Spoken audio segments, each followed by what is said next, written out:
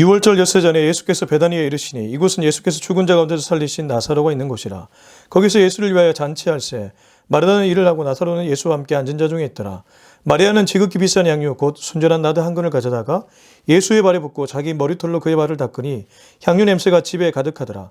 제자 중 하나로서 예수를 잡아줄 가룟 유다가 말하되 이 양유를 어찌하여 300데나리온에 팔아 가난한 자들에게 주지 아니하였느냐 하니 이렇게 말하면 가난한 자들을 생각함이 아니요 그는 도둑이라. 돈괴를 맞고 거기 넣는 것을 훔쳐가미러라. 예수께서 이르시되 그를 가만두어 나의 장래할 날을 위하여 그것을 간직하게 하라.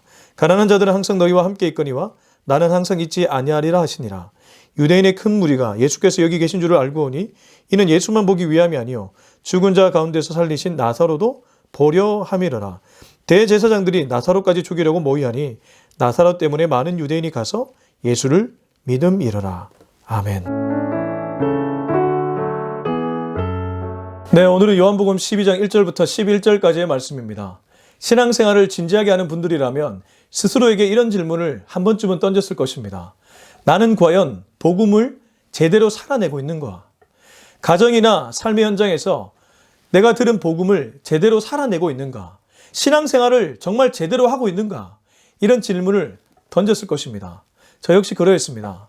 예수님을 몰랐고 알았더라도 그냥 어린 마음으로 다녔던 교회 생활은 차치하더라도 예수님을 인격적으로 만난 이후부터는 내가 과연 신앙인으로 제대로 살아내고 있는가? 이런 질문이 저에게도 있었다는 것이죠. 오죽하면 목사가 되었겠습니까? 근데 목사가 되고 보니까 목사라는 위치는 참 쉬운 길입니다. 목사가 되기까지 공부해야 되고 대학원도 해야 되고 또 목사가 되고 나서도 진짜 좋은 목사로 살려면 힘들겠지만 목사라는 그 위치 자체는 교회 안에 있기 때문에 쉬울 수 있다는 뜻이죠. 교회의 밖, 세상 속에서 복음으로 살아내는 것이야말로 참 쉽지 않은 길입니다. 근데 우리는 살아내야 될 그런 책임도 있고 그런 의무도 있다는 것이죠. 그래서 이 질문이 저와 여러분에게 늘 있습니다. 그 질문을 던지는 우리들에게 작은 힌트를 주는 말씀이 오늘 본문입니다. 늘 우리는 how to, 메소드, 방법이 중요하지 않습니까? 어떻게 하면 복음을 내 삶 속에서 살아낼 수 있을까? 구체적인 방법을 묻는 우리들에게 오늘 본문이 힌트를 주고 있다는 것이죠. 성경에서는 가끔 대표 인물들이 등장합니다.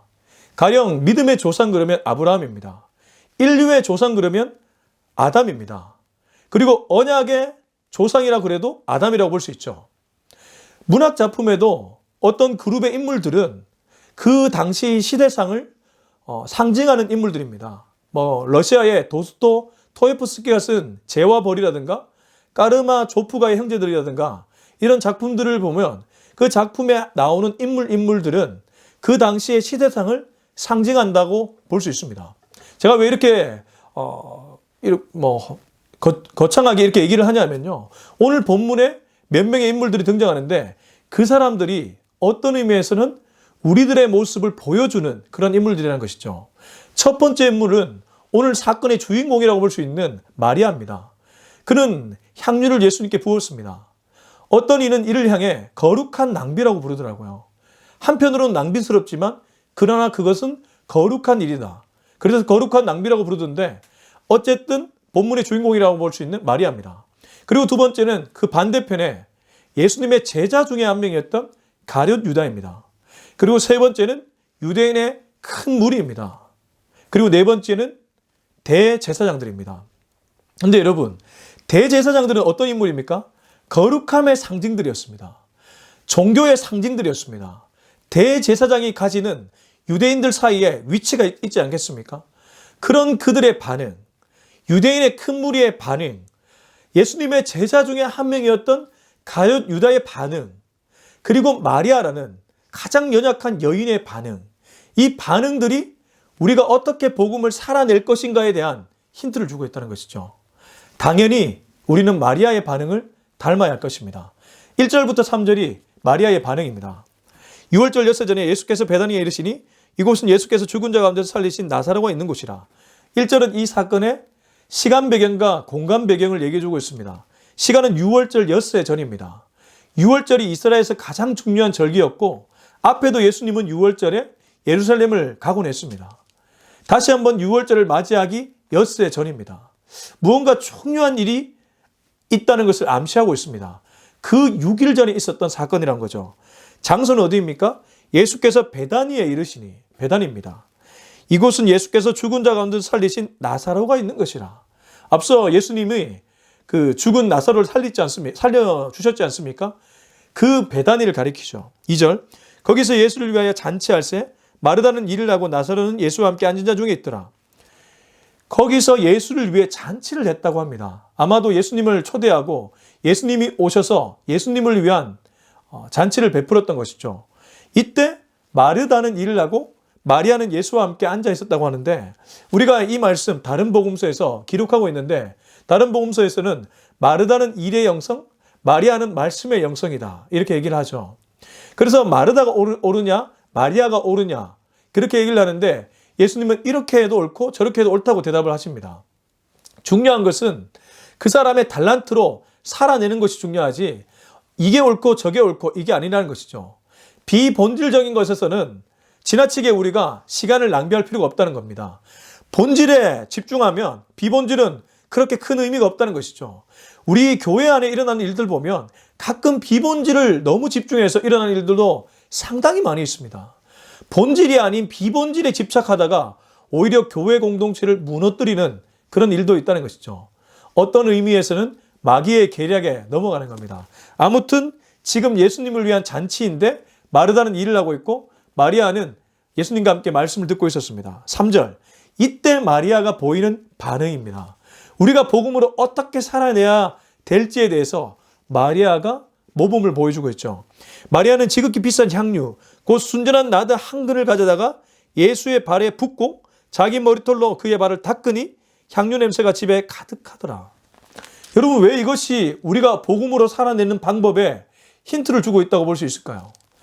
그녀는 행동하고 있습니다.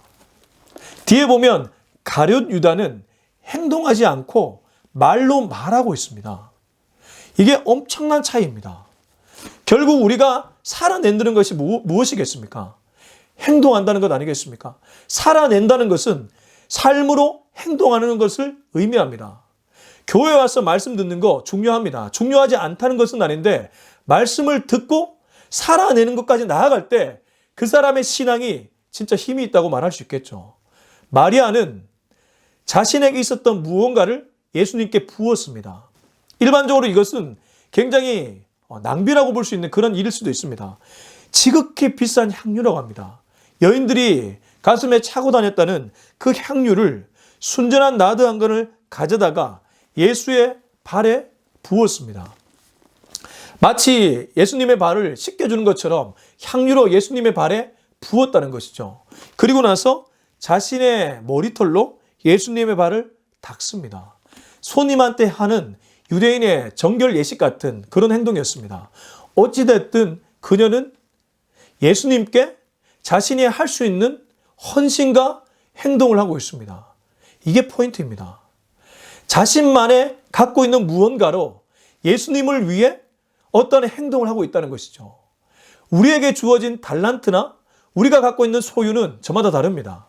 꼭 그것이 물질이 아니라 재능일 수도 있고 여러 가지 사람마다 아마 다를 겁니다. 어떤 사람은 그것이 물질이나 자신의 건물이나 자신의 토지나 자신의 직장이나 자신의 어떤 그것이 될 수 있겠지만, 어떤 사람에게는 갖고 있는 재주가 될 수도 있고 또 글을 쓰는 능력이 될 수도 있고, 하여튼 모양새는 참 다양할 겁니다. 중요한 것은 마리아가 자신의 가슴에 차고 다녔던 향유를 예수님의 발에 부었던 것처럼, 예수님께 헌신했던 것처럼 우리도 그렇게 살아내는 것이 중요하다는 거죠. 4절부터는 한 명의 또 반응이 나오는데, 그는 제자 중에 한 명입니다. 4절입니다. 제자 중 하나로서 예수를 잡아줄 가룟 유다가 말하되, 요한은 가룟 유다에 대한 부연 설명을 훗날에 있을 예수님을 잡고 예수님을 파는 그런 제자라고 얘기하는데, 어찌됐든 이 가룟 유다는 제자 중에 한 명이었습니다. 제자 중에 한 명의 반응입니다. 여러분, 제가 왜 이렇게 강조하고 있습니까? 12제자는 예수님이 특별하게 불렀던 인물들입니다. 그리고 예수님과 동고동락했던 사람들입니다. 예수님의 말씀을 어떤 의미에서 가장 많이 알고 있었던 사람 중에 한 명이라는 겁니다. 저와 여러분일 수 있습니다. 마리아도 늘 예수님과 가까이 있었고 예수님의 말씀을 들었지만 제자만큼은 아니었을 겁니다. 제자들은 예수님이 가는 곳에 함께 갔고 예수님의 머무는 곳에 같이 머물었습니다. 가장 많이 예수님의 가르침을 들었던 사람이란 거죠. 근데 그의 반응이 어떻습니까? 5절입니다. 이 양류를 어찌하여 300데나리온에 팔아 가난한 자들에게 주지 아니하였느냐니 이렇게 말하면 가난한 자들을 생각함이 아니요 그는 도둑이라 돈계를 맞고 거기 넣는 것을 훔쳐가미라. 5절의 말씀은 지극히 맞는 말씀일 수 있습니다. 무슨 말이냐면 그의 생각과 그의 말은 옳다는 것이죠. 그러나 그는 행동으로 이어지는 사람은 아닙니다. 달리 말하면 이 사람은 말뿐인 신앙인이었다는 것이죠. 윤리라는 테두리 안에 갇혀있는 신앙인입니다. 예전에 제가 신학대학원에 있을 때 꽤나 유명했던 목사님 한 분이 오셔서 설교를 했던 기억이 납니다. 신학대학원에는 매일 채플이 있는데 그 채플에 오셔서 설교를 하셨습니다. 다른 메시지는 기억이 나지 않고 한 문장이 기억에 남습니다. 여러분, 좋은 생각을 하는 사람이 좋은 사람이 아닙니다. 좋은 생각을 하는 사람이 좋은 사람이 아닙니다. 좋은 사람은 행동하는 사람입니다. 이 말씀이 제 마음에 굉장히 크게 터치가 되었던 기억이 납니다. 우리는 생각보다 책을 읽고 성경을 듣고 설교를 들어서 좋은 생각을 많이 합니다. 지금 가룟 유다 보십시오. 예수님의 가르침을 많이 들었습니다. 가난한 자를 도우라 이런 말씀도 들었을 거고 오리를 가자면 심리를 가주라 이런 말씀도 들었을 것이고 하여튼 중요하고 좋은 말씀들 많이 들었을 것입니다. 그래서 지금 가룟 유다가 어떻게 하고 있습니까? 그 향유, 그 비싼 향유를 300데나리온에 팔아서 가난한 사람을 주는 것이 마땅하지 않냐. 어떤 의미에서 진보적인 가치일 수도 있고 윤리적인 대답일 수도 있습니다. 우리가 윤리주의자, 도덕주의자들 얼마나 주변에 많이 있습니까? 제 주변에도 윤리 선생들, 도덕 선생들 많이 있습니다. 저는 가끔 제가 그런 사람이 될까 봐 겁이 납니다. 윤리나 도덕이 틀렸다는 것은 아닙니다. 윤리나 도덕 중요합니다. 그러나 영적인 가치는 그 이상이라는 것이죠. 그걸 초월하는 가치라는 것입니다. 윤리나 도덕도 중요하지만 윤리, 도덕에 머물러 있어서는 안 된다는 것이죠. 우리는 윤리 선생도 아니고 도덕 선생도 아닙니다. 더 중요한 것은 윤리나 도덕을 살아내는 것인지 살아내지 않고 말로만 말하는 것은 어떤 의미에서는 공허한 메아리가 될 수 있다는 것이죠. 지금 가룟 유다는 마치 자기가 많이 알고 있다는 듯이 훈수를 두고 있습니다. 야, 너 그 비싼 양유 팔아서 가난한 사람도 오면 얼마나 많은 사람을 도와줄 수 있냐 이런 식으로 마치 자기가 훈수를 두듯이 조언질을 하고 있습니다. 우리 주변에 이런 사람 많이 있지 않습니까? 함부로 조언질하는 사람 많이 있지 않습니까? 그렇게 하면 더 많은 사람을 도울 것인데 말은 누가 못하겠습니까? 말은 다 할 수 있습니다. 과연 사람이 살아낼 수 있는가? 이건 전혀 다른 문제라는 것이죠. 이제 예수님이 대답하십니다. 7절 8절입니다. 예수께서 이르시되 그를 가만두어 나의 장래할 날을 위하여 그것을 간직하게 하라. 가난한 자들은 항상 너희와 함께 있거니와 나는 항상 있지 아니하리라 하시니라. 예수님의 대답은 간단했습니다. 이 여자가 나에게 부은 그 의식은 나의 장래를 위한 의식이었다. 훗날 내가 죽었을 때에 그 장래 의식으로서 나에게 미리 한 행동이니까 가만히 두라고 얘기합니다. 그리고 그 다음에 하는 말은 가난한 자는 너희와 항상 있지만 나는 너희와 계속 있을 수 없다는 아주 중요한 메시지를 던집니다. 이건 달리 말하면 우리가 내일 일 말고 지금 오늘 일에 집중하라는 뜻이 될 수도 있습니다. 내일 있을 그 일을 하지 말고 오늘 있을 그 일에 집중하라는 것이죠. 지금 나에게 다가온 그 한 명의 생명에게 집중하라는 그런 메시지입니다. 지금 마리아 앞에는 예수님이 있었습니다. 가난한 사람은 찾아 나서야 됐었겠죠. 혹은 그 가난하다가 하더라도 상대적으로 가난한 사람을 찾고 분별할 시간이 필요했겠죠. 그러나 눈앞에 지금 누가 있습니까? 예수 그리스도가 있었습니다. 그녀는 지금 예수님을 향해서 자신이 할 수 있는 그 헌신을 했습니다. 근데 가룟 유다는 자기의 프레임으로 그걸 해석하고 있고 윤리주의자가 되어서 조언질을 하고 있습니다. 좋은 생각은 갖고 있었지만 좋은 사람은 아니었던 것이죠. 이제 세 번째 그룹이 등장합니다. 유대인들입니다. 유대인의 큰 무리가 등장하고 있습니다. 9절, 유대인의 큰 무리가 예수께서 여기 계신 줄 알고 오니 이는 예수만 보기 위함이 아니요 죽은 자 가운데서 살리신 나사로도 보려 함이라라. 유대인의 큰 무리가 온 것은 어떠한 기적적인 사건을 듣고 소문을 듣고 왔습니다. 지금도 이런 사람들 많이 있지 않습니까? 교회를 갈 때 어떤 교회가 유명하다더라, 어떤 목사님이 유명하다더라, 이 메시지를 듣고 그 교회를 찾아가고 그 목사님을 찾아가는 그런 사람들이 있지 않습니까? 거기에 무슨 신유의 기적이 일어난다더라, 그 얘기를 듣고 가는 분들이 있지 않습니까? 마치 유대인의 큰 무리가 그러했습니다. 지금도 복음이나 신앙생활을 할 때 이런 분들이 있을 수 있습니다. 마치 백화점에 쇼핑하듯이 그냥 교회를 다니는 분들이 있을 수 있다는 것이죠. 그렇게 다니고 그렇게 신앙생활을 하면 그 신앙, 그 복음 과연 내 삶에 녹아질 수 있을까요? 정말 죄송한 말이지만 그것이 살아낼 수 있을지는 참 의문스럽습니다. 이들은 구경꾼들이었습니다. 마리아는 실천적 그리스도인, 가룟 유다는 생각만에 그치고 있는 말뿐인 그리스도인, 지금 유대인의 큰 무리는 구경하는 그리스도인입니다. 이제 마지막입니다. 마지막 10절부터 11절의 대제사장들입니다. 가장 거룩하다고 알려진 종교적인 엘리트들, 종교적인 지도자들, 그들의 반응은 어땠을까요? 10절, 11절. 대제사장들이 나사로까지 죽이려고 모이하니 나사로 때문에 많은 유대인이 가서 예수를 믿음이로라. 여러분 보십시오. 이들의 반응은 무엇입니까? 사람을 죽이려고 합니다. 대제사장들이 나사로까지 죽이려고 모이하니 나사로 때문에 많은 유대인이 가서 예수를 믿음이로라. 심지어 다시 살아난 나사로까지 다시 죽이려고 합니다. 나사로는 장례식을 치를 때 나흘 만에 다시 살아나긴 했지만 잠깐 죽었을 때에 많은 유대인이 조문할 정도로 선한 영향력을 끼쳤던 인물임에 틀림없습니다. 그런데 그가 기적적으로 살아난 사건 때문에 예수님을 믿게 되니까 나사로까지 죽이려고 대제사장들은 지금 모의하고 있습니다. 이걸 보면서 어떤 생각이 드십니까? 대제사장들은 죽이는 그리스도인입니다. 실천하는 그리스도인, 말뿐인 그리스도인, 그리고 구경하는 그리스도인, 죽이는 그리스도인, 이렇게 네 그룹의 인물이 있다는 것이죠. 저와 여러분이 가야 될 길은 분명합니다. 실천하는 그리스도인입니다. 지금 내게 맡겨진 그 일에 집중하는 그리스도인입니다. 예수님이 눈앞에 있었기 때문에 그 예수님께 자기가 할 수 있는 헌신으로 행동한 그리스도인, 바로 이것이 저와 여러분이 가야 될 길이라는 것이죠. 그러나 만약에 우리가 지금 가룟 유다처럼 좋은 생각을 하고 있지만 말로 좋은 질만 하고 있는 그리스도인이라면 그건 큰 문제입니다. 그리고 구경하는 그리스도인이 되는 것도 문제입니다. 더더군다나 마치 한 사람을 죽이려고 드는 그런 그리스도인까지 되었다면 그것은 병든 그리스도인이라고 볼 수 있습니다. 오늘 이 요한복음 12장 1절부터 11절은 우리에게 마리아의 길을 걸어갈 것을 당부하고 있습니다. 예수님의 칭찬을 들었던 마리아, 그녀는 예수님의 장례식을 준비하는 그런 아름다운 모습을 연출했습니다.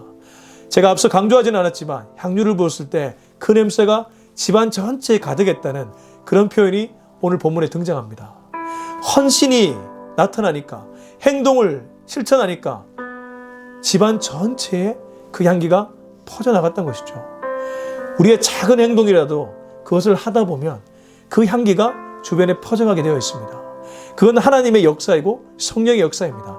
나는 그저 순종해서 행동하면 됩니다. 우리 주변에 우리에게 맡겨준 영혼이나 일이 있습니다. 그 일에 집중하고 그 일에 헌신하는 것이 복음으로 삶을 살아내는 일인 줄로 믿습니다. 이 일을 해서 하나님께 기쁨을 드릴 수 있는 우리의 오늘 하루, 남은 한 주, 아니 남아있는 생애가 될 수 있기를 주님의 이름으로 축원합니다. 기도하겠습니다. 이 시간 기도할 때 우리 자신을 놓고 한 번 더 기도했으면 좋겠습니다. 하나님, 실천하는 그리스도인이 되었으면 좋겠습니다. 오늘 마리아처럼 거룩한 낭비라고 불려도 좋습니다. 이 일을 할 수 있기를 원합니다. 예수님께 헌신하는 인생 되게 하여 주시옵소서. 내 손에 갖고 있는 것 예수님께 드리는 인생 되게 하여 주시옵소서. 혹여라도 대제사장들이나 유대인의 큰 무리나 가룟 유다 같은 인물이 되지 않도록 나를 보호하여 주시옵소서. 우리 이 기도 제목 놓고 다 같이 주님 앞에 통성으로 기도하는 시간 갖도록 하겠습니다. 기도하겠습니다. 아버지 하나님 감사합니다. 오늘도 이 메시지를 통해 내 영혼이 살아나고 내 영혼이 순결해짐을 믿습니다. 하나님 아버지, 나도 마리아처럼 살고 싶습니다. 마리아처럼 예수님과 함께 거하며 예수님께 헌신할 수 있는 그런 인물 될 수 있기를 원합니다. 복음을 살아내고자 합니다. 복음으로 실천하는 사람이 될 수 있기를 원합니다. 그 작은 말씀이라도, 한 구절의 말씀이라도 그 말씀을 살아낼 수 있는 힘과 능력을 내게 부어주시고, 내게 맡겨진 그 일, 내게 맡겨진 그 영혼에게 집중하는 오늘 하루 남아있는 생애가 되게 하여 주시옵소서. 자칫 사람을 죽이는 그러한 대제사장들과 같은 사람이 되지 않도록 막아주시고, 혹여라도 구경하는 그리스도인 되지 않도록 막아주시며, 뿐만 아니라 예수님을 팔았던 가룟 유다, 마치 자기는 옳다고 생각하고 좋은 생각에 머무르 있고 말뿐인 신앙인이 되지 않도록 나를 보호하여 주시옵소서. 이제는 우리 주 예수 그리스도의 은혜와 하나님의 사랑과 성령의 위로하심, 교통하심, 충만하심, 기름 부으심의 역사가 이제 마리아처럼 실천하는 그리스도인, 행동하는 그리스도인, 거룩한 낭비일지라도 주님 앞에 헌신하기로 다짐하는 우리들 모두의 머리 위에 지금부터 영원토록 함께하기를 간절히 축원하옵나이다. 아멘.